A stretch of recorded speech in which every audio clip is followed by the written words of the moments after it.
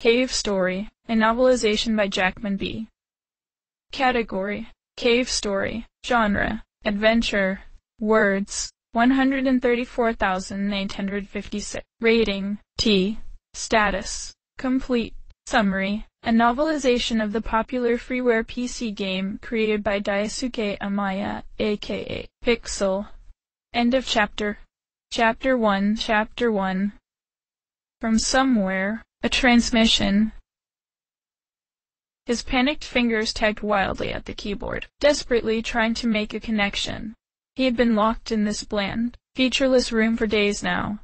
Maybe. With no windows or clocks, it was impossible to tell.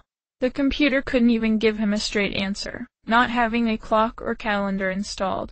He had to jerry-rig up an instant messenger algorithm for any hope at all of contacting the outside world, assuming the connection on the heap of junk hadn't crumbled to dust.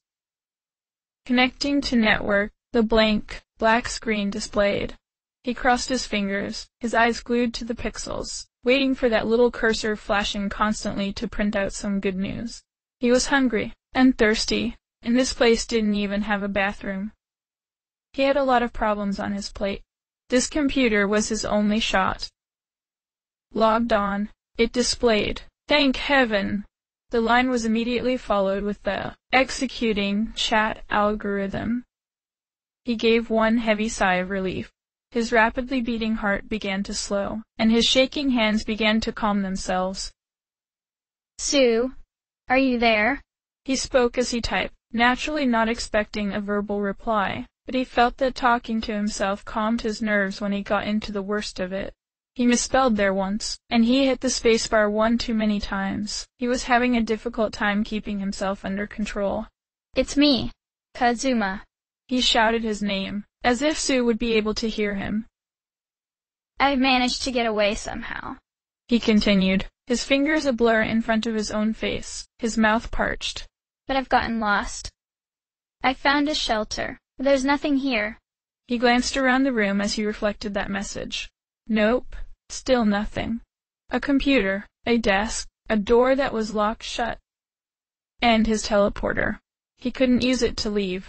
However, it was coordinated back to the plantation, and he had only just escaped from there. He couldn't risk going back. "If you can hear me," he wrote, knowing that there was no way Sue could hear him. "Please answer." He wasn't prepared to entertain the possibility that Sue wasn't at her computer, and that he would have to keep waiting for who knows how much longer now. It was officially out of his hands. "Please?" He was standing in the middle of a dark, cold, damp room, awake for only about a minute now. He had no idea how long he was asleep, or what he was doing, or... Wait, what was he doing? He had a nagging feeling that it was important, but as for names, faces, locations, scenarios, he was drawing a total blank. No idea whatsoever. He couldn't even remember his own name. Should he be worried? Was something going on? How did he get into this room? He checked himself over for injuries. Any hurt joints or broken bones? He flexed his arms and legs, and rotated his wrists and ankles. Nothing seems too badly injured. A little stiff, maybe, but nothing he can't walk off. He rolled his head on his shoulders, feeling some resistance around his neck. He brought his hands up to remove whatever was coiled around his neck. A plain, red scarf with no obvious defining features. How did he get this? Was it a gift? Well, all the same, he seemed to be just fine, physically. He wrapped the scarf back around his neck gently. Now, if only he had any idea of where or who he was. He glanced down his body, getting a good look at his clothes. Maybe they'd help spark his memory. A featureless, black tank top, a pair of obnoxiously bright red pants held up with a plain black belt with a golden buckle, and a pair of sturdy, black hiking boots. Nope. Still no idea who he was. He didn't even know if he had any sense of fashion or not. He ran his fingers through his hair, knocking over the hat that he hadn't realized he was wearing. It made a soft flump behind him as it hit the ground. He turned over to pick it up, giving it a look. A regular, red cap that, like the rest of his costume, had no obvious feature to it, except for a peculiar solid white slate adorning the front, containing a curly, fancy script in red. Was this some kind of emblem? Is this message important? Ugh! So many questions, and not a single answer. He had examined his clothes, but he still hadn't anything definite about his identity. Maybe the room he was in had something it could tell him? Taking a good look around, the first thing he noticed was that the walls were all made of stone.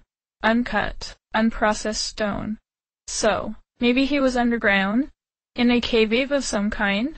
There was a very dim light leaking in through a small crack in the ceiling above him, provided just barely enough light for him to make out where he was. He seemed to be on a raised platform of some kind, roughly in the center of the room. He carefully slid off the side of the platform. He felt like he was just getting used to this body, so he didn't know how well he could take a fall. He hadn't been paying attention to where he was falling, and, as a result, he was quickly and totally submerged in water. Just a small wading puddle, really, but it still brought his head under, and sucked all the oxygen out of his system in his surprise. He sunk like a stone in the water, hitting the floor shortly after being dumped. He scrambled to his feet and desperately began reaching for the surface of the water, reaching it quickly and filling his mouth with air. If he was feeling sleepy before just then, he was certainly wide awake now. He pulled himself out of the small pool and onto its tiny shore easily, jumping back onto the central platform, and then immediately doubled back once his feet hit the platform safely. Did he just jump 5 feet straight up into the air? And that was just a little hop. Is this normal? How high could he jump if he really needed to? Well, so far, he'd come up with about 15 questions, and not a single one of them answered. This was a little irritating. Glancing around the room once more, he immediately thought of another. How was he supposed to get out? He obviously came in somehow, so there's got to be a way out as well, right? His answer was above him, surprisingly. A simple wooden door placed on an alcove above the platform he was standing on, light creeping in through its opening just above the stone floor. It looked a little high up, maybe a dozen feet or more. That was, definitely, a little higher up than a normal person should be able to just casually leap. So, then, was this room? A coffin? A grave? A prison? Maybe? After all, he shouldn't be able to make that jump by himself. There was a small ledge just a little bit higher than the platform in front of him that could maybe give him the height boost he needed to make it to that door. It's worth a try. Staying in this room wouldn't get him any more answers, and he couldn't handle any more questions than he had. He backed himself to the opposite edge of the platform, to give himself plenty of running space. His eyes firmly on the ledge he wanted to jump to, he gave himself a sprinting start, and leaped off the end of the platform with all his might. He cleared the ledge, easily, soaring much higher than he had anticipated, and wound up colliding with the wall above it. He landed without any grace back onto the ledge. Undeterred, he felt little pain from the impact. Managing to block his face with his arms and brace his limbs, he took another leap, this time aiming for the alcove with the door, minding his own unknown jumping prowess. This time he managed to not hit anything, although he still tripped and fell when he made his landing. He'll have to work on that. Pulling himself to his feet and dusting off his clothes, he reached for the brass knob on the door and gave it a gentle twist. A quiet click rang from the door, and with the push, he was finally out of the room. He was expecting some sunlight and some fresh air. Heck, he was hoping for someone to give him some answers to be waiting on the other side. A little optimism never hurt. What greeted him instead were more caves, stretching to either side of him as far as he could see. Nobody waiting for him, no sunlight, just a few lit torches lining the walls, and, most disappointingly, no answers. Plenty of questions, though. To his left, the cave seemed to simply stop, albeit unnaturally. A large patchwork wall was blocking his path. It looked a little frail, however, covered in moss and cobwebs, and with little structure or support, as though it was only thrown up as an afterthought. Perhaps someone really was trying to keep him prisoner here? He tried tearing a piece of the wall down with his hands, but found that he couldn't get a grip on any piece of the wall. Most pieces of wood or stone were just too large to wrap his hands around. Well, without any tools to help dismantle or destroy the wall, his captors were winning this fight. Behind him, the cave proceeded downward, and he couldn't tell just how far downward from where he was standing. A decent way down, at least. He could hear the soft sound of flapping wings off in the distance, echoing off the cave's infinite walls. The cave just seemed to spiral downwards, refusing to give him a clear answer as to how far down it was, and how long he'd have to walk until he'd find something new again. But still, it was either follow this stretch of cave down for however far it went, or go back into the room he started in. It wasn't much of a choice. The cave's floor had very uneven footing, but thanks to his thick, strong boots, he found his grip to be rather sturdy, and he didn't slip or trip at all as he walked down the steep incline. Bats dotted the ceiling in sparse groups, minding their own business as he walked slowly, silently under their colonies, taking in as much information about his surroundings as he could. He hoped he could eventually find something that would help him out, like a sign, or a message, or anything. The cave wrapped underneath itself as he continued forward, drawing him farther into its pits. He eventually found another pool of water waiting for him, supplied by a steady drip from the ceiling. That was just great. As far as he knew, the ceiling could collapse at any moment, crushing him under the weight of tons of stone and dirt. He couldn't turn around, however, knowing that there was nothing waiting for him if he did. He forced himself forward, wading up to his knees in the water as he pressed on. There was an end to this cave, and it was in sight after only a short trek. At first he felt all his hopes begin to waver, until he could see a carving in the stone wall, proving that someone was here at least at one point. The carving was less than welcoming, however, a tiger's head, maw agape with all of its finely chiseled teeth all on display, welcoming anyone who would willingly walk down its throat.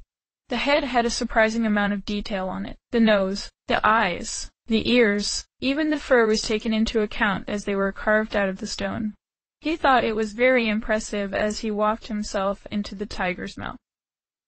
It was a very brisk walk from the tiger's teeth to the tiger's stomach, but what brightened up his mood immediately was that there was someone else in there. A man! Maybe he could give him some answers. Maybe he could tell him who he was, or what he should be doing. As he approached the man, however, he noticed that the man hung his head in a particular way, as he sat in his chair with his arms slung over the back. Was he dead? He approached the man, looking to see if the man had indeed passed on.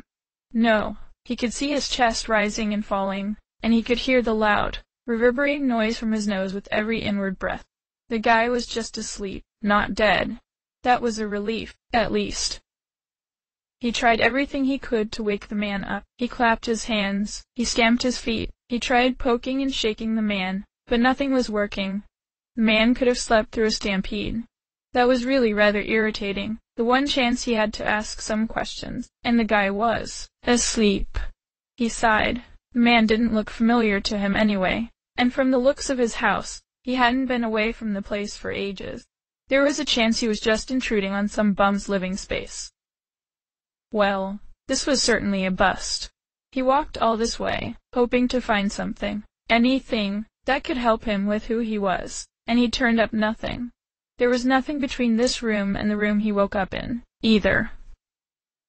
Although, if this guy had really been sleeping down here for as long as he guessed, then he's got to have something that would help him navigate the caves, right?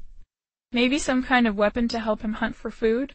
He imagined that eating bats constantly would get dull after a while, but food was food, and he had to get it somehow. He took a look around the room, looking for something that the guy could have used for something like that. He owned a table, the chair he was sleeping in, and a chest in the corner. An unspectacular chest that sort of blended into its surroundings, with its key sticking out of its hole. If he was going to hide something valuable, he reasoned, it'd be in something secure, like a vault, or a chest.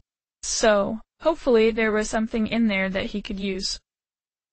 He walked to the small chest and knelt down, placing his hands on either end of the lid. and lifted it open. In it was a pistol, a very peculiar-looking pistol, with a wooden grip and no cylinder for bullets. Unlike the desk or the chair or the chest, though, the pistol looked well polished and clean as a whistle, like it was the man's most prized possession. But why would he favor a pistol so heavily if it didn't even have a cylinder to load?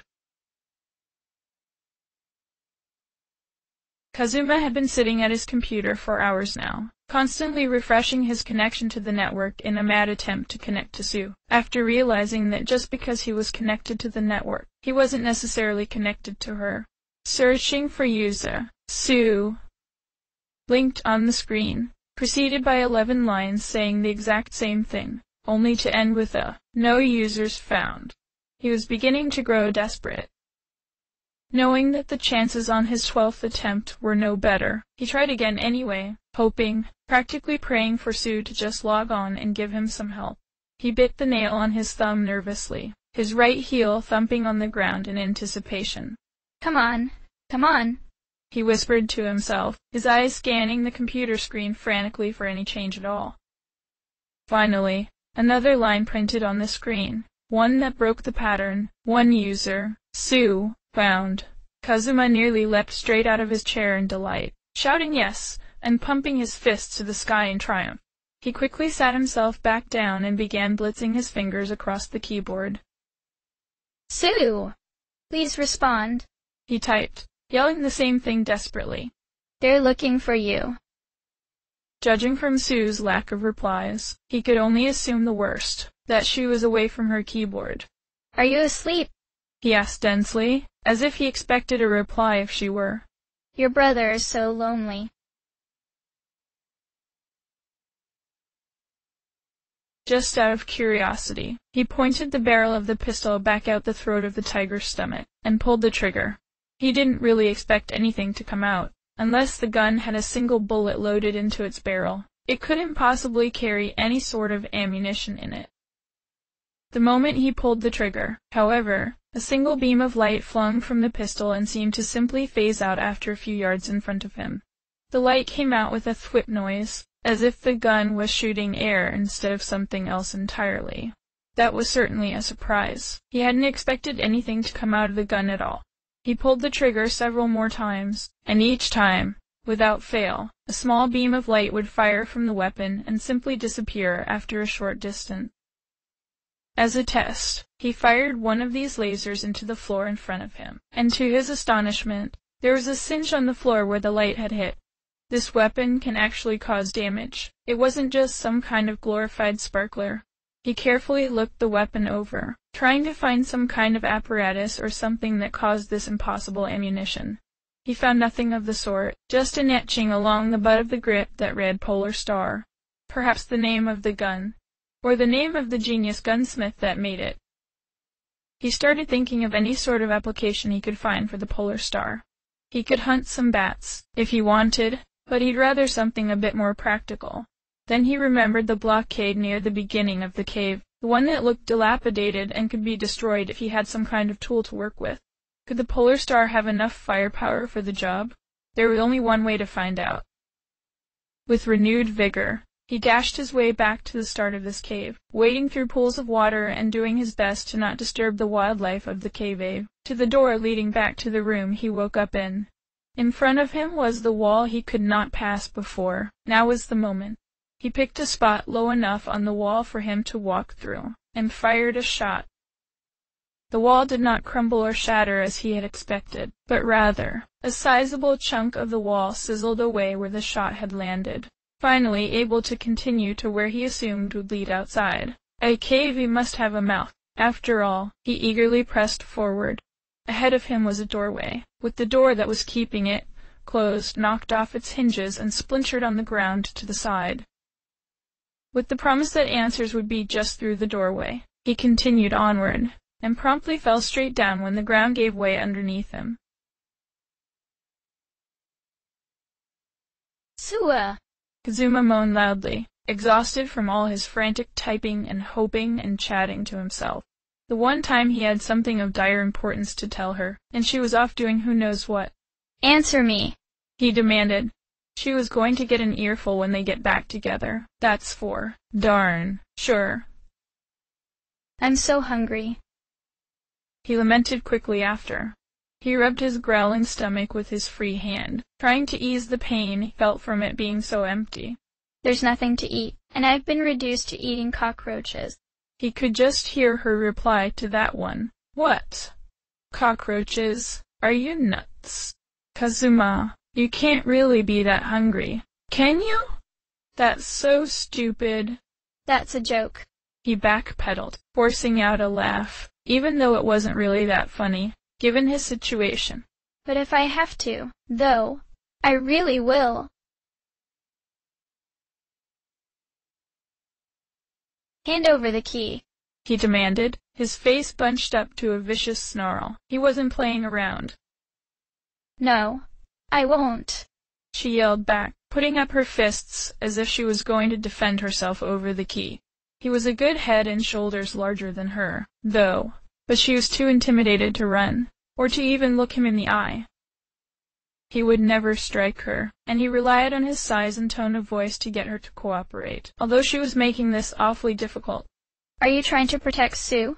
He relaxed his face and lightened his tone, hoping to coax an honest answer from her. She's a stranger. She's not one of us. She managed to drum up the courage to at least open her eyes for her answer. Sue is a good person, she said simply, clutching the key tightly. I'd never betray her. I can't give you the key. He softened his expression further, now that she seemed to calm down. If only slightly, she might listen to reason. Toroko? He said quietly, hunching himself a bit to look her in the eye. When the doctor comes. She looked away from him again after hearing that title. You know he'll take someone away again. If we don't turn Sue over, it might be you, or me, or any other Mimiga he takes instead. You can't really prefer a stranger be spared over your own people, do you? He hated the look she gave her when he played that angle. She looked as though he was trying to crush her world with just his words and meanings, and the doctor reappearing and taking another Mimiga was a fact she couldn't ignore. But, she whimpered, on the verge of tears. The key, Toroko, he demanded again once he had made his point, and coming a little closer to crying himself when he saw her reaction to his raised voice. But it seemed to be working. She was looking at the key she fiercely held in her hand, so hard the blood was draining from her digit, and was really considering handing it over. He wished she would, so he could stop looking at her like this. Just as she turned her eyes back up to his to give a reply, a huge object suddenly fell from the sky, landing directly between them, with incredible velocity. The surprise knocked the adult Mimiga off of his feet and onto his back, while Toroko, already emotionally fragile, panicked and started running, key in hand, wailing and hollering all the while. She had no direction to her running, just as long as it was away. He groaned, slowly climbing to his feet. In his short time in this cave, he had taken a few surprise falls and drops, but he wasn't exactly prepared for that one. Still, checking himself over again, everything still seemed okay. The polar star was still functional as well. He dusted off his red pants, and got a look around his surroundings. This area was huge and hollow, with the ceiling several stories up. There was no way he'd be jumping back up there. There were several lit torches dotting huge plaza, along with doors carved out of pillars of stone and in the walls of the large, hollow area, looking as though they lead into shelters and homes. One spire in the center of the room wasn't much taller than the others, but it was much wider, and appeared to hold many more shelters itself. Off in the distance, he could even see some houses. He had found civilization. Was there someone here who could help him? He looked around the ground where he had fallen. In his free fall, he had seen two creatures directly below them. He hoped he hadn't landed on either of them. One of them was gone, having run off shortly after he had landed, while the other, larger one was behind him, apparently dazed from the impact and still trying to gather his senses. The creature arduously pulled himself up, moaning off his dizziness as he did. What was that? He asked himself, waiting for his eyes to focus before getting a look at what had hit the ground in front of him. Finally managing to get a grip, The creature took a good look at the man that had fallen from the sky, if it could be called that, noting many of his features and characteristics. Aside from the weapon in his hand, he didn't look especially threatening. In fact, he looked confused and lost, if a little hopeful now that he had found something resembling civilization. The Mimiga immediately thought that the man was an enemy, perhaps a hired hand from the doctor, especially with that pistol. But if he was going to make a move to abduct him or Taroko for the doctor, he would have by now.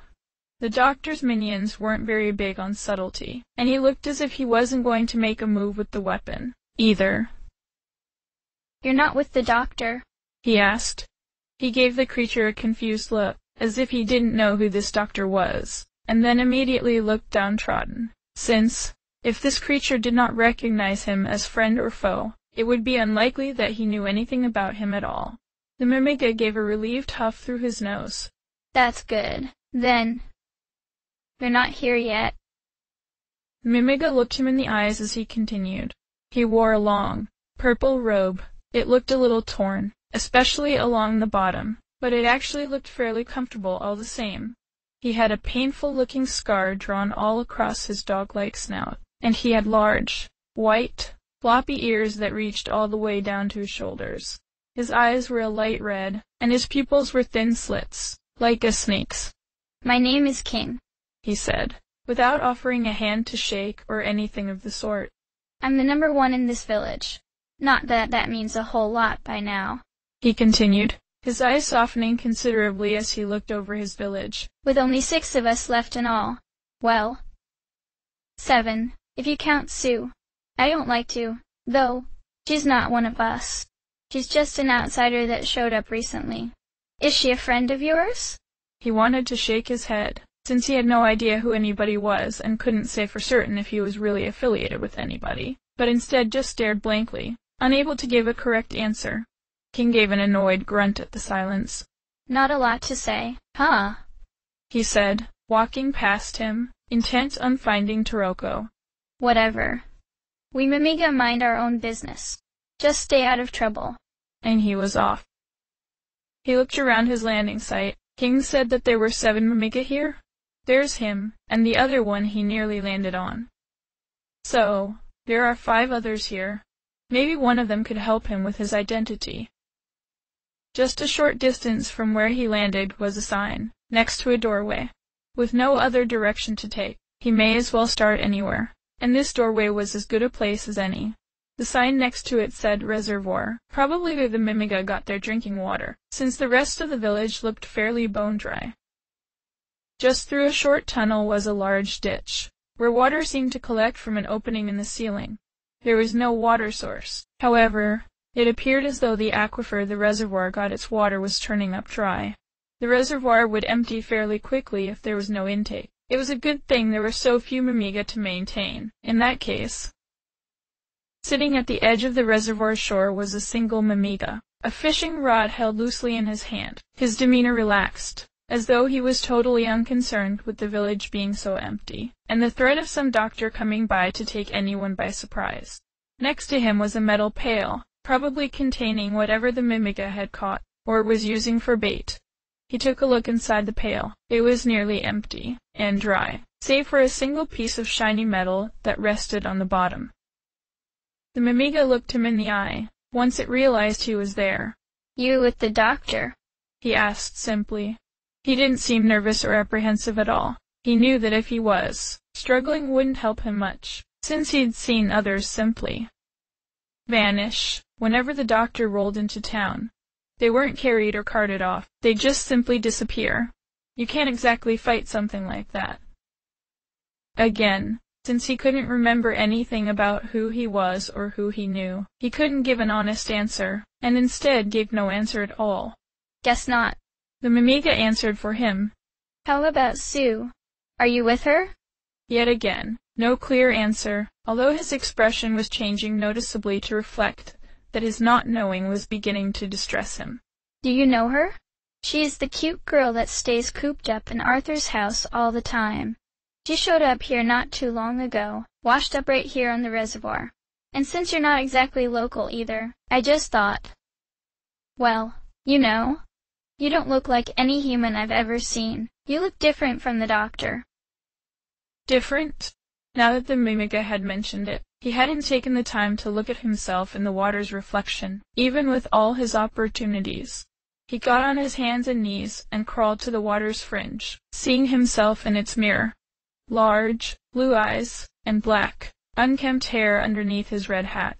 His skin was a pretty stark white, and he had these grooves along his face that didn't look too natural to him. He had a pair of odd receptor devices with antennae over each of his ears, as well. He didn't know any other species he could compare himself to, either. Sue doesn't seem to like us too much, though. The fisherman sighed dejectedly. I have no idea why, since she's a Mimiga just like us. He paused a bit, bobbing his rod in the water, trying to stir any fish that might be in there into taking a bite. Man, the fish sure are lazy today. Hadn't caught anything so far. He suddenly sat up before continuing. Oh, although I did manage to get this weird fish-shaped locket thing in the water. It's not food, so, do you want it? It's shiny, and you're kinda shiny. He reached into the pail at his side, and pulled at the metal that was in there. It's yours, the Mimiga said, handing it to him. Off the top of his head, he couldn't find any use for a silver locket either, but, well, it couldn't hurt to keep a hold of. Another dead end, as far as finding out his identity goes. Well, the village looked fairly large. Maybe somebody else would know something. He turned to leave, and standing at the exit to the reservoir was another, smaller Mimiga wearing a green sweater of some kind. Oh. He remembered that one of those Mimiga he nearly fell on was wearing green. It's good to see that she's all right, at least. Once she realized that she had been spotted, however, she quickly turned to run, and bolted out of the reservoir. She looked disappointed somehow. There being only one exit to the room, he wound up following behind her. Standing just outside the exit to the reservoir was King, and the smaller Mimiga immediately froze in her tracks. Seeing him standing there, she briefly glanced over her shoulder, considering running back into the reservoir, but she knew that that was a dead end, and she'd have to confront King eventually. Give me the key, he demanded again, extending his hand. He was beginning to lose his patience with Toroko. No, I won't, she yelled back.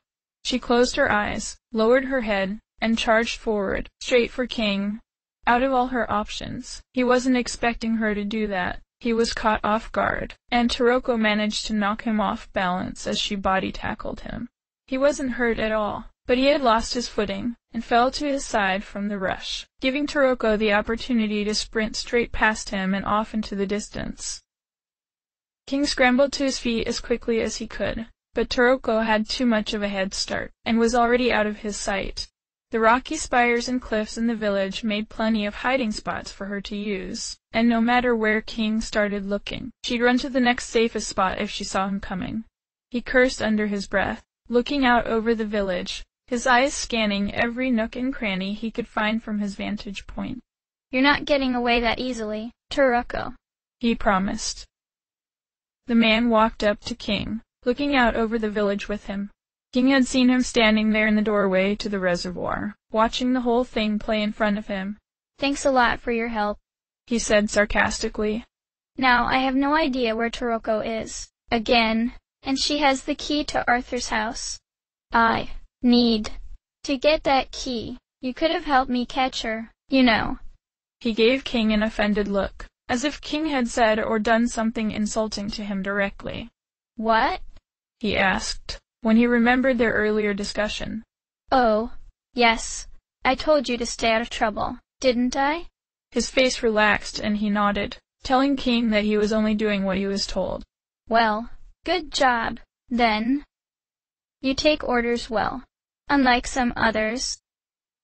King crossed his arms, glancing over the village again. If that's the case, you can make yourself not totally worthless by helping me find Toroko, and bringing her back. There's no way out of the village that she can reach, so she's definitely here somewhere. He turned from the village to look him right in the eyes, his muzzle curling up into another snarl.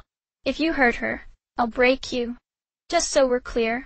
With that, he jumped the gap from the ledge leading to the reservoir, to the top of the central stone pillar, and from there onto an extension of land that held an individual cottage, disappearing into it. He was no closer to learning much about himself, but now, at least, he had something to do. She looked young and nervous. If he was as young and as panicked as her, where would he try to hide? In one of the spires? Maybe some cranny that he couldn't see. The best thing to do in a situation like that is just to run.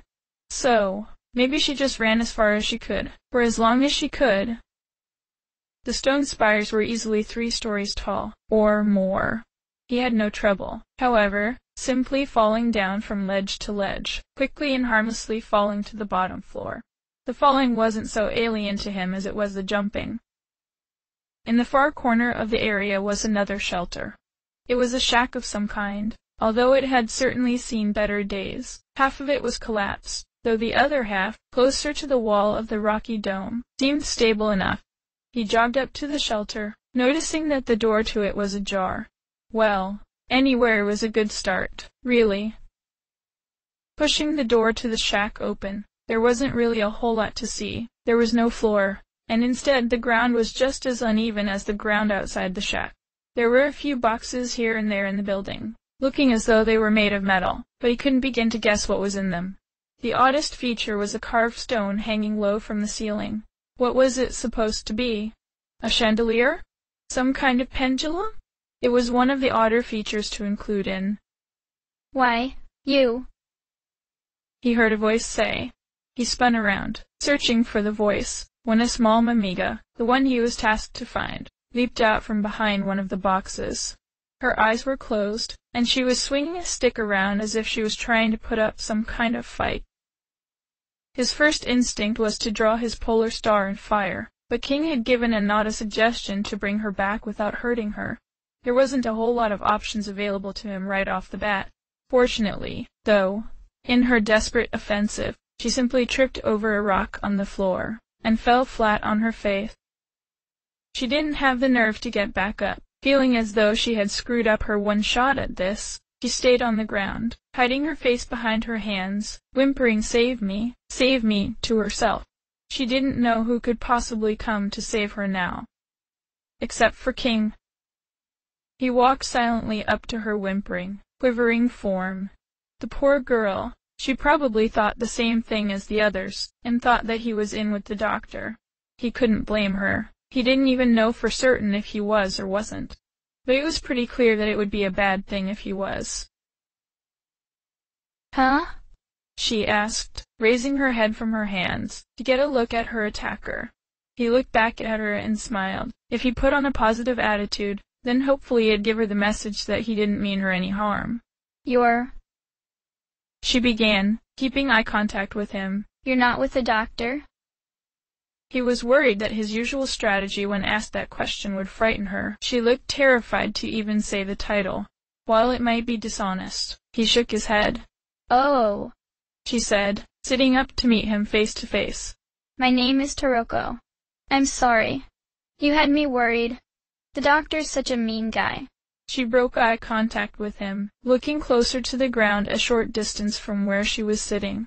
He would pop into our village and take us away, whenever he wanted. Sometimes, he'd... She hesitated. Sometimes, he'd just kill us, right then and there. Like my ma. My brother. He killed my brother. She didn't know why she was telling this guy her life story, but all the same, it felt better to get it off her chest and let the tears flow. She had cried plenty of times, but she had never really talked to anyone about it. Just as she was drying her eyes, she noticed the silver locket he had gotten from the fisherman at the reservoir hanging tightly off his belt by the strap. Hey, that pendant, she said, motioning towards it with her right hand. Did you find it for me? That's a gift from Sue. He already had both his hands wrapped around the strap, ready to untie it from his belt and hand it to her, no questions asked. But she put her hand on his, stopping him. You should really keep it, she said, and sounded a little hurt at her own words. King gets his ears in a knot whenever he sees us get along. I don't, and... There was a huge crash at the door to the shack. The whole building shook, and the vibration lifted both himself and Toroko almost right off the ground. Another crash, stronger than the previous one. It felt as though someone wanted to get into the shack badly, only without using the door. A third crash, and the door finally gave way, ripping a hole in the side of the shack. Huzzah! A voice bellowed gleefully as whoever was making the noise erupted into the room. He didn't know exactly what to expect. He didn't think a Mimiga had that sort of strength to knock down a chunk of a building. What was standing there, in the hole it just made, was someone. Machine? Robot? Or was it a living creature? It had 2 eyes, each bigger than the man's own head. Its body had a strange rectangular shape to it, looking more like a giant briefcase with arms and legs than anything. Its arms were short and triangular with a rounded edge, containing no hands or fingers, and they appeared to jut out of his body through some slots, or incisions. Its legs were stubby with rounded feet, without any knees or joints, and whether it was wearing shoes or not, he had no idea. He had 2 decorative yellow markings on his face, going up and down both his eyes in single strips. Whatever this thing was, it was certainly not a Mimiga. He stood triumphantly in his destruction, savoring his spectacular entrance for the 2 onlookers. There you are, he said after a moment, his large mouth forming a giant grin. You can't hide from me. No, no.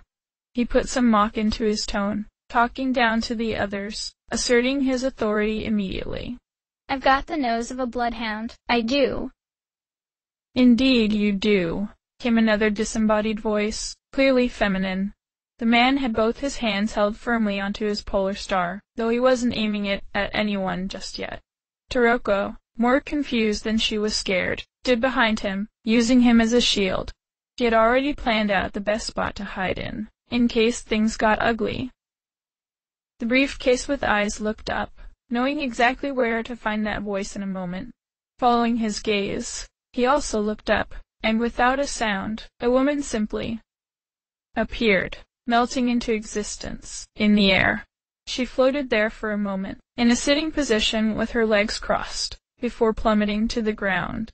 Her skin was as white as his, though she had no markings on her face. Her eyes were a bloodshot red, narrowed as she judged the people standing in front of her unfavorably. Her oddly colored dark blue hair was kept neat and trim, reaching only to the back of her neck, and she wore a pair of simple pearl-white earrings on each lobe. She wore a light green, sleeveless shirt and a pair of darker green, thick pants that reached down to her ankles. In her left hand was a wooden staff with a ball on the end, but otherwise it didn't appear to be too special by itself. There were no markings or anything anywhere on it. The nose, and I dare say the brain, as well, she remarked snidely, landing in front of the briefcase. Misery, it said simply. Whether that was her name, or if it was just narrating its feelings, he couldn't tell. I found her first. I get the credit for this one. You, Toroko began, barely managing to get her voice higher than a nervous squeak. You guys are with the doctor, aren't you? Misery hummed to herself, looking the Mimiga in the eye, deliberating on her answer. So, your name is Sue, right? She said, putting on just as wide a grin as the thing behind her had just moments ago. The doctor has called for you. She raised her staff, and pointed the bald end towards Toroko. Come along, now. Toroko, confused, sputtered a moment, unable to correctly put her thoughts into words. She did understand that there was a very real threat that she could be taken to see the doctor if she didn't defend herself. She finally managed to say, I'm not Sue. My name isn't... Before Misery could give her the chance to continue, a bubble appeared on the end of the staff, and shot out towards Toroko. It zipped right past him, ignoring him completely, and it captured her easily. Balrog, she said, levitating herself in the air with the bubble. I leave the rest to you. And then they both simply vanished, Toroko all the while defending herself feverishly that Misery had the wrong Mimiga. Balrog stamped his foot angrily. Not again, he bellowed, understandably irritated that not only is Misery going to take the credit for his find, but he was relegated to cleanup duty. Once again, I always have to clean up. And here I found her. First, why can't she do the ugly parts for once in her miserable life? He paused, looking at him, expecting a laugh. You like that? I thought it up just now. Miserable life? Her name is Misery. Get it? He wasn't in a very laughing mood. The polar star was still gripped tightly, though his stare could pierce holes alone. Balrog wasn't very intimidated. So what's your deal? He asked, almost casually. You gonna fight me with that thing? He tried to motion to the polar star with his stubs for arm, though it was an understandably strained action. He wanted to fight this Balrog, sure, if it meant getting Taroko back. But Taroko was with Misery, not him, and he didn't know if the polar star was strong enough to get through to this guy. Not to mention, he still didn't even remember his own body that well. So, while he did not holster his weapon, he did not make a move to use it, instead only resolving to use it if he had to. Balrog could see that he was a little nervous about using that dinky little toy against him. Huh. He began, grinning again. If you were, you would have by now. Be happy I'm feeling charitable right now, eh? And then he simply left. He walked out of his improvised door, and with one titanic leap, was out of sight. He ran out of the shack, trying to keep up with Balrog, but once he got out and back into the open, Balrog was gone. How a thing as large as he was could not only jump so high, but totally vanish in just a few seconds, was a neat trick that he'd like to learn. He had a whole new problem, though. He couldn't bring Taroko back. What was he going to explain to King? That this doctor person had taken her? He looked like he was really worried about her. It'd totally crush him if he had to bring him that sort of news. And it was pretty clear that King wasn't too friendly towards strangers in the first place. Hey! A voice called, from a male Mimiga running up to him from the base of the central pillar. What happened here? That Balrog guy only shows up when the doctor takes another Mimiga from us. Is everyone okay?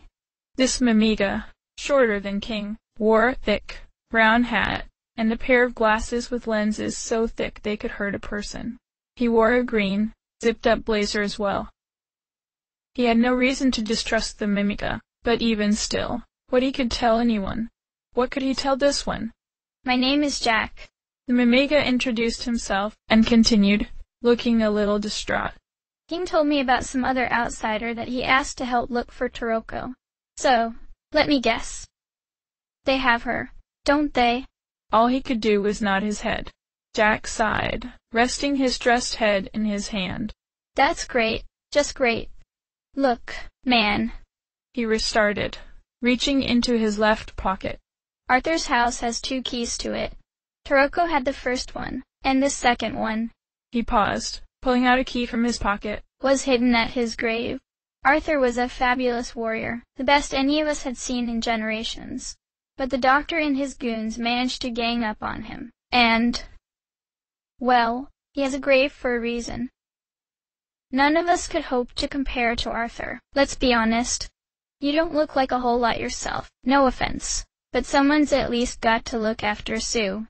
King hates her, and there are no other Mimiga that are even half prepared for something like that, so... take this key. It leads to that huge house in the back corner. He turned sideways, pointing towards the large house a short distance from the central pillar. Sue is in there somewhere. Get her someplace safer than this. I'll go tell King the bad news. Can you do this? He nodded heavily, still feeling awful about letting them just take Taroko with him there, and accepted the key. Jack, having nothing more to say, began climbing back up the central pillar, on his way to King's house. Well, even if he felt bad about Taroko, there wasn't a lot he could do about her. At least not now, as much as it pained him to think about that. But there was still Sue, who was still a good friend of Taroko's apparently. He felt a strong sense of obligation towards Taroko, especially since she had entrusted Sue's pendant to him. His identity could wait for now. Reaching the door to the house, it was practically a mansion compared to the others in this village. The key slid into the lock easily and naturally, and with a turn, the door swung open, revealing to him Arthur's house. Only, Sue wasn't in it. The beds were undisturbed, though there were lots of complicated drawings on the house's only blackboard. There was also a computer. What luck! Hopefully, it'll tell him something about where Sue might be. On the screen was a few lines of text, nothing saying anything about Sue, unfortunately. It appeared as though there was some kind of chat, or instant messenger opened up on the screen, and the last message received said simply, "But if I have to, though, I really will." An interesting message was displayed alongside the chat, however. It read, "Permission granted to access egg corridor." Next to the computer was a large, glass tube, large enough for him to fit in. Some of its lights were blinking, and the machine was humming with life, but there was no way to tell for certain if Sue had really traveled to this egg corridor. He gave the house another look over, just to make sure she wasn't hiding. All he found differently the second time were some red flowers in the corner. They appeared crushed, torn and wilted, like somebody was trying to stamp them flat for some reason. Other than that, nobody was here at all. There wasn't much other option, really. The door was locked, meaning Sue couldn't have left the house, so this teleporter was the only way in or out. There was a panel just outside of the tube, asking for a designated location. It said it was searching for other viable teleportation locations, but, so far, it had only found the one in Egg Corridor. Accepting the location as his destination, he stepped into the tube, and before he realized it, he was no longer standing in Arthur's house. End of chapter, Tori.